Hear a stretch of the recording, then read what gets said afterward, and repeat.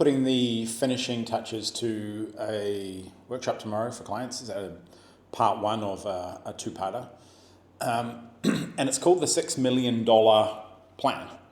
And what I do in that is I show everybody who's in the community and the syndicate, which are my client programs, how I got to $1 million, how I got to 3.1 million, and what I'm doing to get to 6 million a year in my little hobby that some people call a business. And in the process of that, I am doing something that I believe is a much better option, and I'll tell you the reasons why, for experienced people to do over and above coaching and consulting. The last decade has been like the growth of online coaching, that the internet has enabled leverage and the building of communities and containers and group coaching and all these things that were just uneconomical before. Coaching was a one-on-one thing of sitting in front of somebody, or it was, you'd have boardrooms or things where you'd have like a networking, style thing, or you'd have a board where you sat down and everybody talked about what they were going to do, and then shared solutions on how they solve certain things. And the internet has changed a hell of a lot in the leverage available to the practitioners in this. And the interesting thing for me is that a lot of the coaching businesses that people say that they have were never coaching businesses. They still aren't. The vast majority of online programs are consulting programs delivered remotely and with a level of consulting help which enables people to implement things to enable them to get results. Very little coaching has taken place. Very little true coaching, as in integration of ideas inside people, has actually taken place. Any coaching that's taken place is largely by accident, right? And I'm talking about the business sphere. Predominantly business coaching has become a thing. It's massive. Most of it's not coaching, it's actually consulting, because people are telling people how to solve problems and actually implement things. Along the way, people have developed coaching skills. Along the way, people have developed the skill to actually initiate change in humans when they are not there. But very little coaching has actually intentionally taken place. And this is neither a good thing or a bad thing. It is just a thing, and it's just the reality of the marketplace. And something that irritates me, because it's a complete misnomer when people say they're a coach, but they're actually just telling people what to do. Coaches do not do that. Well, they can do, but they largely help people find the answer within themselves so they can integrate it and actually unpack it themselves. The biggest opportunity that is untapped is mentorship. And there are two distinct reasons why it is untapped. And there is a huge upside to people who can actually do it. The reason it's untapped is very few people can do it, because very few people have actually done things that are worth mentoring other people on. Very few people have done extraordinary things. If they had, they wouldn't be extraordinary, right? But mentorship is the process of demonstrating to somebody else how you have done something or how you have achieved a result.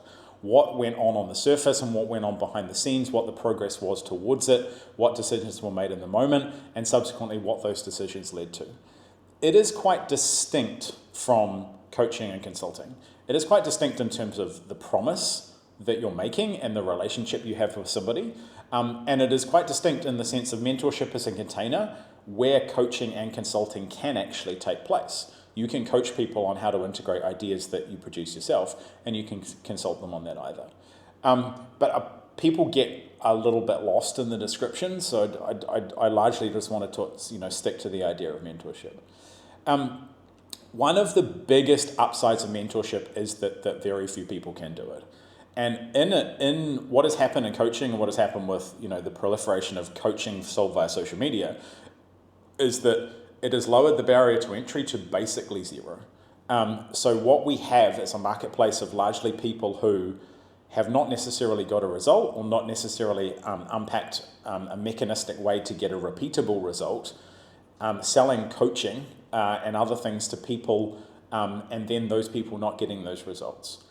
Mentorship has a different promise and it has a different frame, because what it sells, largely, if you choose to sell it, because you can do it for free, what it sells is how you do something. You demonstrate to somebody how you got a result. And that means there's a huge amount of simplicity in the delivery of mentorship, because largely you're just sharing insights about how you think and how you do things and how you get results. And there's a huge amount of simplicity in the marketing of mentorship, because largely it's just a demonstration of how you think, how you do things, and how you get results, which, those things are parallel. And the interesting thing is that the barriers to entry for experienced people are much lower, because they can naturally demonstrate things and derive insight, and they have insights and skills that other people don't have. And it also blocks, the people who aren't qualified or have no place in actually coaching people to get into the marketplace, because they can't demonstrate how to do the things that other people have done. To mentor someone to make $1 million in a particular way, you need to have made $1 million in that particular way to mentor someone. Because very few people have done that, you are literally in a market of one, because probably the way that you did it is going to be different to the way that I did it and the way that someone else did it, etc., etc. And there's plenty of examples out there of people who are selling coaching or trying to sell coaching that would be far better off of embracing the frame of mentorship, embracing the frame of I will show you what I do, and demonstrating that in the course of their marketing by just demonstrating what they do and showing people what they do. Because that would radically simplify some people's marketing, because most people suck at marketing because it has a level of manipulation in it, and it would radically simplify their delivery of results to people, because all they're doing is creating results for themselves in a certain domain and in a certain field, and then demonstrating to their clients and allowing them to see behind the scenes of how they got to that result, what the mechanisms were, and those kind of things. Everything I'm doing in this document for tomorrow, and everything that I'm delivering over 2 hours, are things I've done, and things I'm doing to show that. And then I will subsequently follow up to say, hey, 80% of what I decided, what I planned to do to get to 6 million was valid. This 20%, I failed at this didn't work, I screwed this up, I thought incorrectly about this, and to help people avoid those mistakes but take the lessons and the insights for doing it. I believe we should and will see a big rise in good people becoming mentors in a paid environment and actually selling mentorship, because selling mentorship is much simpler than selling coaching, because it sells levels of access. The more someone pays you, the more access they get to your insights and your thinking. And that model is vastly simpler for a lot of people, because there is nothing to hold back. You're just controlling the levels of access that people have to you. If you want to allow a little access, you put them in a community and give them access to your insights, asymmetrically by recording videos and posting content. If you want to give them real-time access, then you give them, the calls, the access via WhatsApp, the access via Messenger, and everything that you need at a high level of access, and everything in between. Mentorship is also the predominant thing that's going to get over and get around a great deal of cynicism in the market, because a ton of people have bought coaching and had either poor experiences,